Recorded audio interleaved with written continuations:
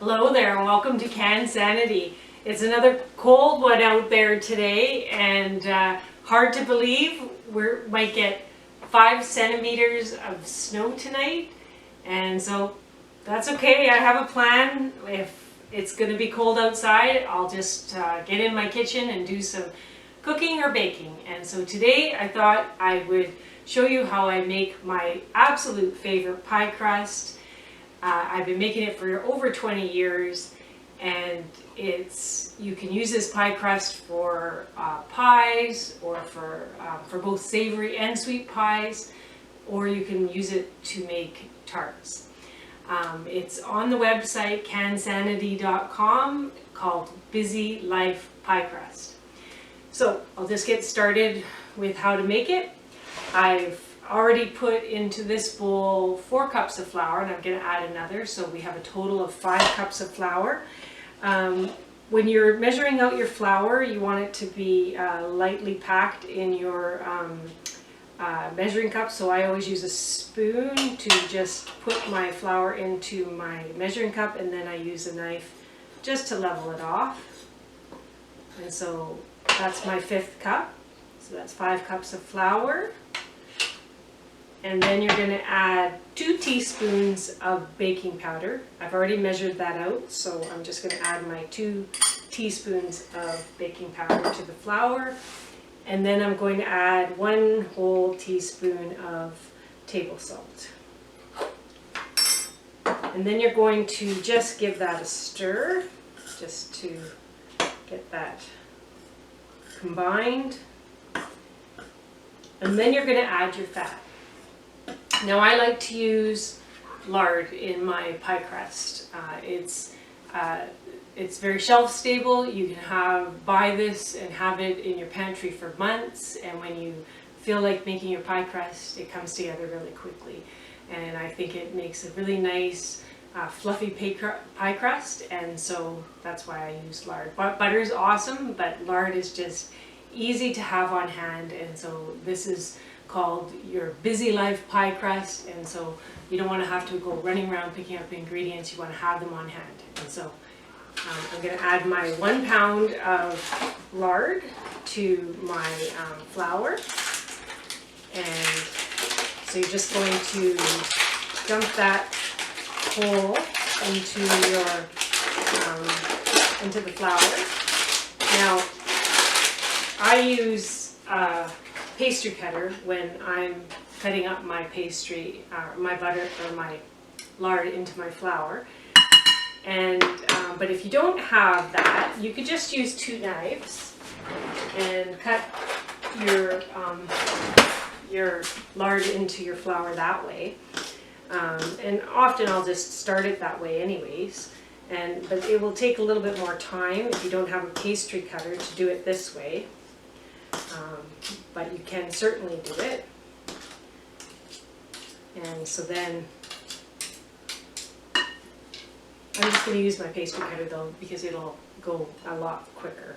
So you're going to cut your lard into your flour until you have small clumps of lard distributed throughout the flour.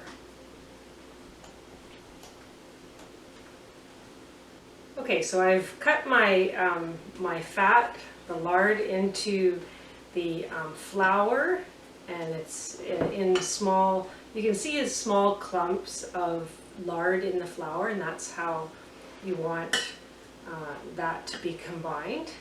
So now once that's done, you're going to add your liquid. Now before I start making my pie crust, I fill a measuring cup, a small measuring cup, 2-cup measuring cup, with water, and then I put a couple ice cubes in it to make the water really cold, and set that aside.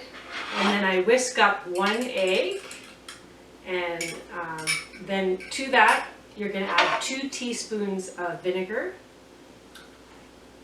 and whisk that up. And then you're going to add your water, cold water, until you reach the measurement of 1 full cup of liquid. So I have 1 cup of liquid there. I'll give that a little whisk. and then you just stir that in. So give that a stir until it's fully combined. Okay, so I have the dough mixed up, and so then what you need to do next, and work quickly because you don't want to melt that lard with your hands. You want to just kind of form that into one big dough ball. And so pick up any dry ingredients that are on the bottom, and you'll see lumps of lard in there, and that's okay. You want that. That's going to help rise the crust so that it's nice and flaky.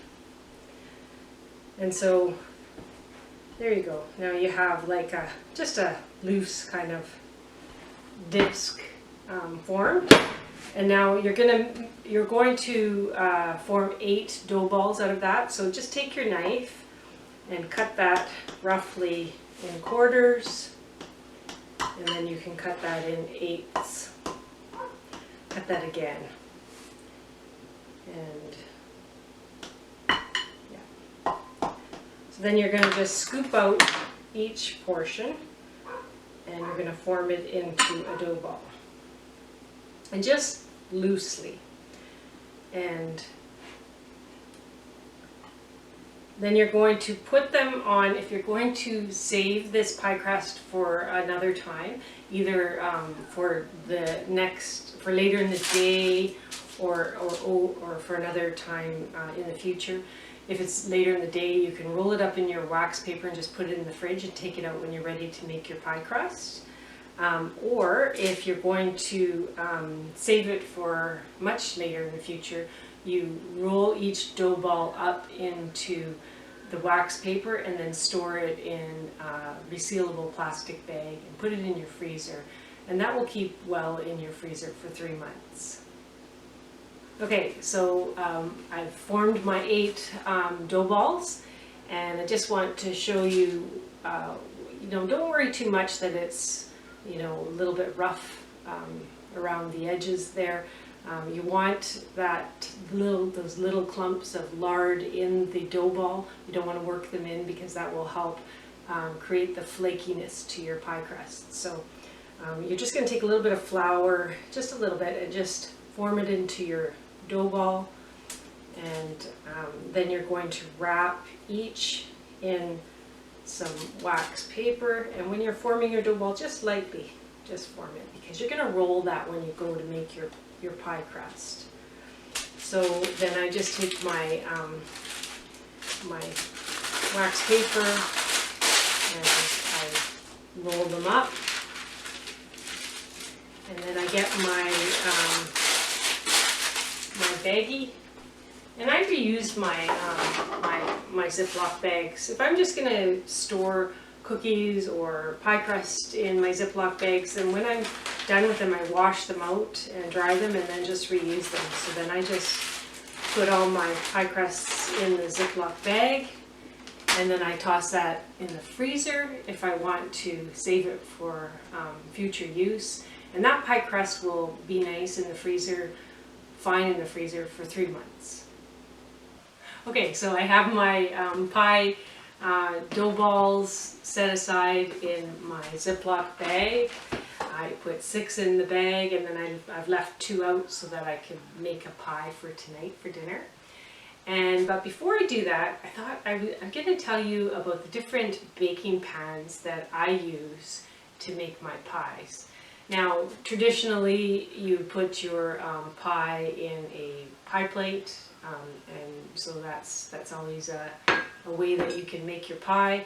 But what I like to do when I have just either 2 people having pie, or if I'm having a large group, let's say 12 people, I like to use individual ramekins for making my pie, because then when I go to serve dessert, all I have to do is serve those individual pies for everyone, and I'm not in the kitchen having to slice everything up and top it with the ice cream. And so I like to use these ramekins, and I have 12 of them. And so another nice thing about using a ramekin for making your pies is that you can put the filling on the bottom and just put the pie crust on top, and not have the pie have two crusts. And so that's one of the ways that I like to make my pie. I also like to use these small tins, and for individual pies that I want to do the two crust pie. And so that's a nice way to bake them up as well. If you're giving them away, you can always get your tinfoil ones and bake them that way. And then I also have pans like this that make it easy to make 6 pies all at once, individual pies all at once, and that's a nice way to make the savory pies. And so I think that that's all I wanted to tell you about the different ways that, different baking pans that I use. So I'm just going to get started on making my pie. Okay, so I'm just making my pie filling on the stove, and I've already started. I've added 6 cups of sour cherries, and they were frozen, so there's a lot of liquid that came with that as well. And to that I've added 3/4 cup of granulated sugar. I like my pies not super sweet, so I just put 3/4 cup of sugar in 6 cups of fruit. And then if I want it to be a little bit more tart, I'll add a squirt of lemon juice. And if I want to add some cinnamon to my sour cherries, I'll add that. This time I'm not going to. And then I just bring that up to a boil. And once that's boiling, I'll have that heat on my stove on medium high, and I can see that the bubbles are starting to form along the edges. Then I'm going to add my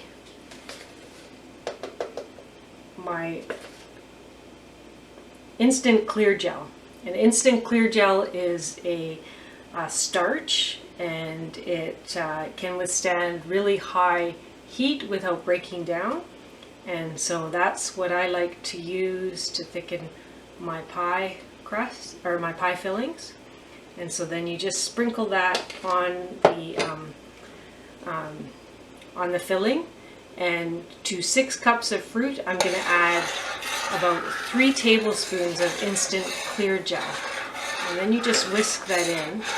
And don't worry too much if you see some white clumps. Those will break down as the filling cooks.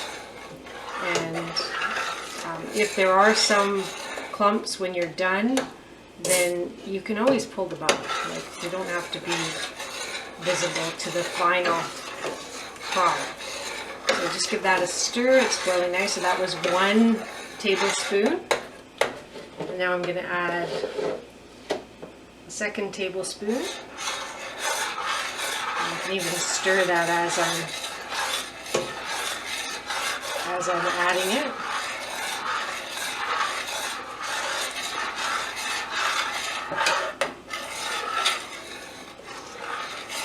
And it's already thickening.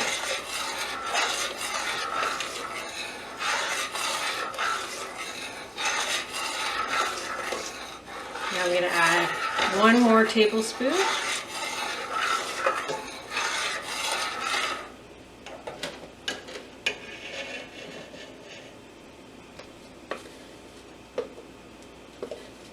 And you could use 4 tablespoons, but 3 is usually good enough.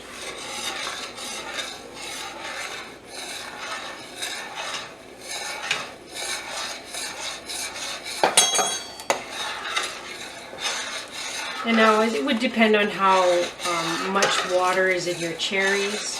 So you'll know when you cook it whether you need to add more. Now this instant clear gel will gel quickly, so you're not going to be standing here cooking this filling for longer than a total of probably 10 minutes. probably even less if you started adding your clear gel when it was boiling. I started a little bit early, and so I can see it is thickening, but it's not quite thick enough. So I'm going to add another tablespoon of instant clear gel.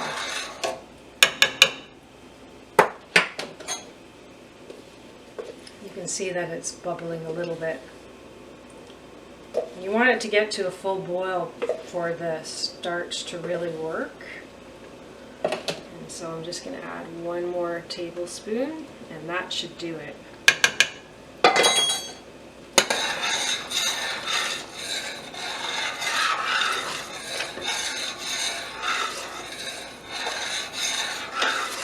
Again, if it's not enough, you can add a little bit more, but make sure that it boils a bit before you add more clear gel, because if you add too much, then it will be too thick.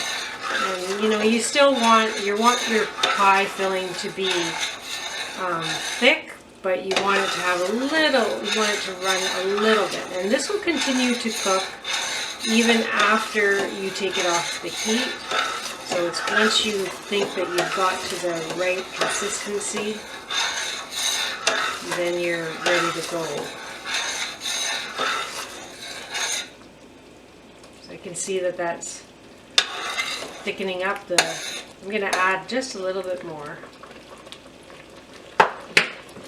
Just because I think that there was a lot of water in those cherries, so, and I want that to be a little thicker.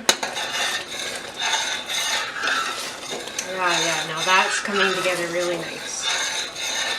That's perfect. I'll make sure that that's cooked, that last addition is cooked before I take it off the heat.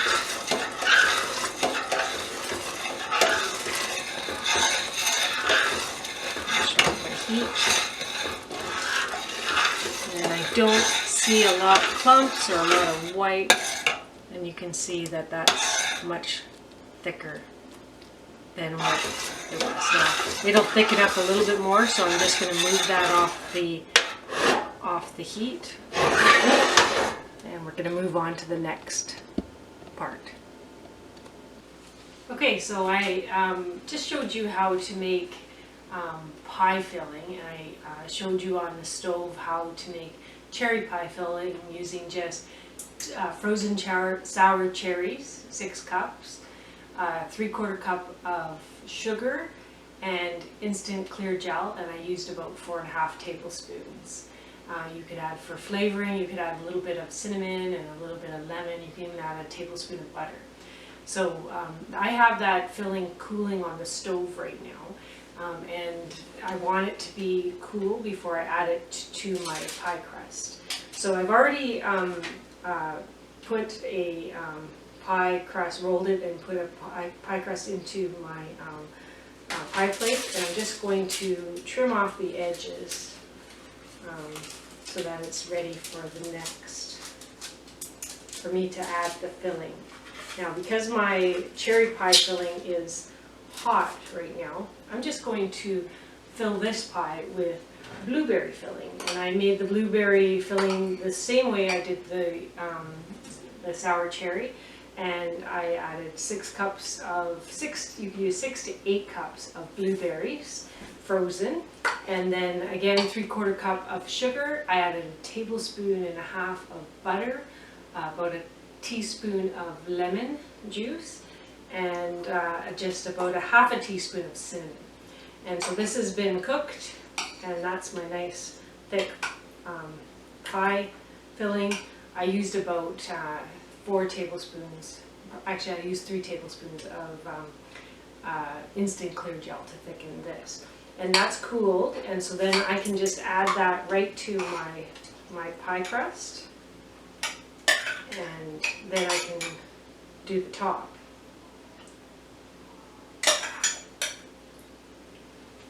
So I'm just going to roll that out. And these recipes for each individual type of pie will be on the website for you to follow. but I just wanted you to see just how easy it is to make a fruit filling when you use instant clear gel. And now there's all kinds of ways you can thicken a pie. Typically you'll see in a blueberry pie using flour, and or you can use just regular cornstarch, which is mixed with water first before you add to your fruit. You can also use for a cherry pie filling, you can use tapioca, which is ground fine, and then add it to the fruit to thicken. And then you'll see all kinds of recipes for making pie where you mix all of those ingredients, and then you put it in your pie crust, and you cook it, and then it'll thicken in the pie as you cook it. I like doing it this way because I know that the filling is thick. I know that I'm not going to slice into that pie and just have a runny mess, and so that's why I like to do that. And so you'll just roll out your pie crust, and then you'll just fold it in half and put it on your pie and trim it if you think you need to trim it. Sometimes I like it where the pie is a little uneven. There's some thicker parts, and it shouts homemade when you have that those uneven parts of your pie, and so it's not going to be exactly picture perfect, but it's going to be delicious. And so then I just quickly go around like that, and there's all kinds of fancy ways that you can edge a pie, but when you're looking for a quick way to put a pie together, then you're not going to be fussing it too much. And so then I just take my fork and just run it over there on the parts that I didn't press down. And then I use a knife, and you want to cut slits in the pie so that it can expand. So I just put a couple of slits in the pie top, and then I brush that with a little bit of cream. And you can use milk if you don't have cream, or use half and half. I just happen to have some whipping cream, so that's what I'm using. You just brush the top all over with your cream.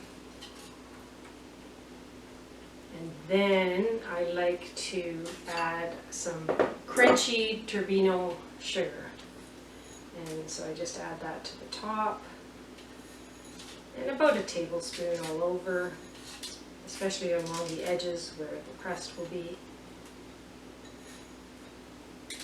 And then what I do is I keep my pie on a baking sheet, and I line it with some tin foil so that if it bubbles over, it's not going to bubble over into the oven because I have the sheet.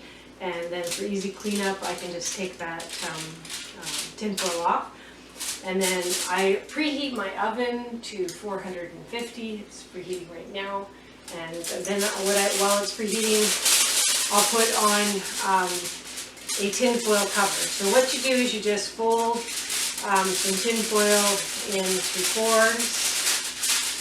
Just put this back together here. And then you just cut out a circle out of the one edge, and then you open it up, and then there's your pie vent. And then all you have to do is place that lightly over top like that, and then now your edges of your pie won't burn.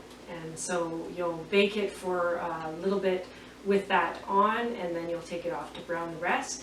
Now I like to bake my pies in the bottom third of the oven, and so that the crust on the bottom bakes really nice and I don't burn the top. So I'm going to slide that in the oven at a high temperature for 450 for about 10 or 15 minutes, and then I'll drop the temperature down to about 400 for this pie.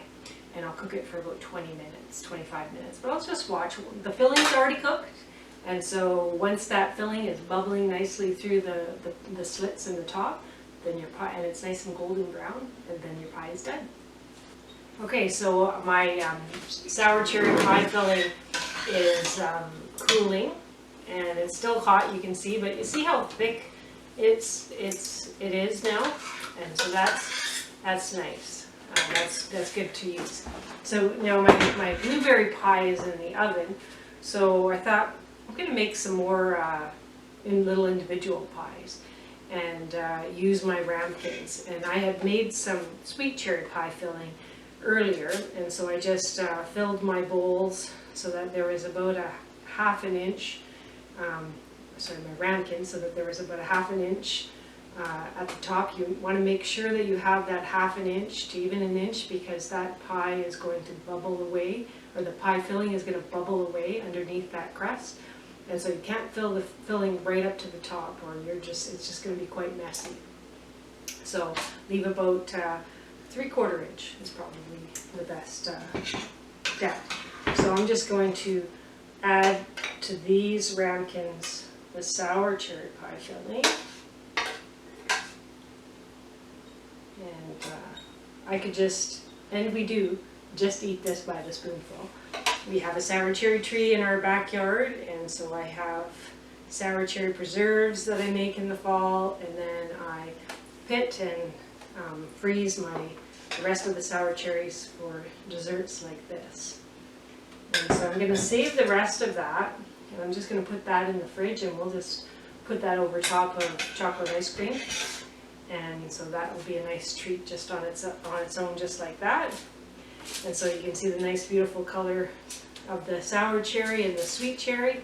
And I'll let this sour cherry pie filling cool completely before I put the tops on.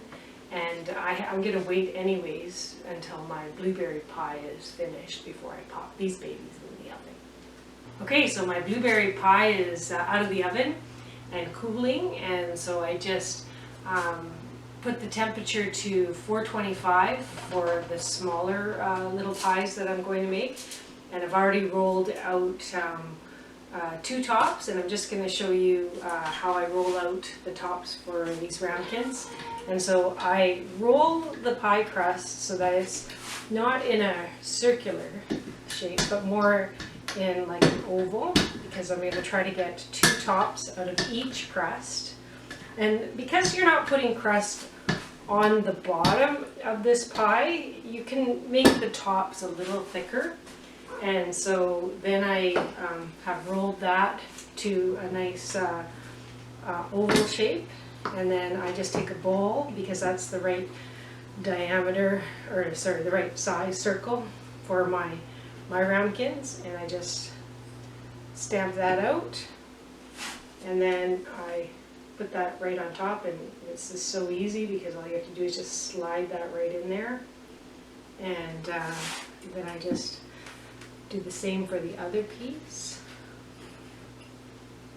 and then put that on there like that. Okay, so I've put all the tops on the ramekins, and I've cut slits for vents for the filling, and I'm just going to do the same as what I did with the blueberry pie. I will brush it with some cream, and then I will put some coarse turbino sugar on top, and then I'm going to pop it into my 425 degree oven for about 20 minutes. You're not going to have to cook it, the filling's already cooked, and so you're just cooking the top. So you're going to cook it for about 20 to 25 minutes, and you're going to have the rack in the oven for these pies. You're going to have it in the middle position of your oven, and you're not going to top this with tin foil. It's not necessary. You're just cooking the top crust, and if you find that it is browning really fast, you can turn your oven down, but I generally put them in at about 425 degrees. And remember, your filling is already cooked, so you're just cooking that lovely pastry on top, and you'll see that these will bubble through the slits, and even it'll bubble through the sides of the where the pastry meets the ramekin, and that's fine. It looks really nice and rustic when you go to serve it, because you'll have that beautiful color of blue if you're doing blueberries, or nice color of red coming through when you're doing cherries. So I'm just going to pop these in the oven and cook them for about 20-25 minutes. Okay, so all my pies are baked, and I'm not going to lie, I've had a couple glasses of wine in between, and had my dinner, and so now I'm just about to dig into one of my beautiful little mini cherry pies, and so I just want to top it with a little bit of ice cream and then dig in. Now I'm just going to tell you that if you're going to make that pie crust and use it another time, and you put it in your freezer, take your dough balls out and leave them on the counter for 2 hours, and that should be enough time for the dough to thaw, and then you can roll out your pie crust and make your pies. I hope you've enjoyed this video. I'm just going to dig in now and just show you just how great that looks. Cheers.